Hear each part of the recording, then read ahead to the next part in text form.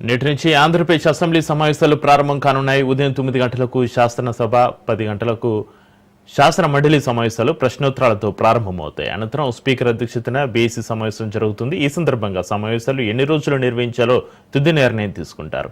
7 నుంచి 10 రోజులు జరిపే అవకాశం ఉంది. ఈ ఏడాది ఫిబ్రవరిలో నిర్వహించిన అసెంబ్లీ బడ్జెట్ సమావేశాలు 15 రోజులు జరిగాయి. శాసనసభ సమావేశాలకు వెళ్లే ముందు సీఎం చంద్రబాబు వెంకటపాలెంలోని ఎన్టీఆర్ విగ్రహానికి పూలదండలు వేసి నివాళులర్పిస్తారు. మంత్రులు, టీడీపీ ఎమ్మెల్యేలు, ఎమ్మెల్సీలు కూడా హాజరవుతారు. ఈ కార్యక్రమం తర్వాత అసెంబ్లీకి పయనమవుతారు.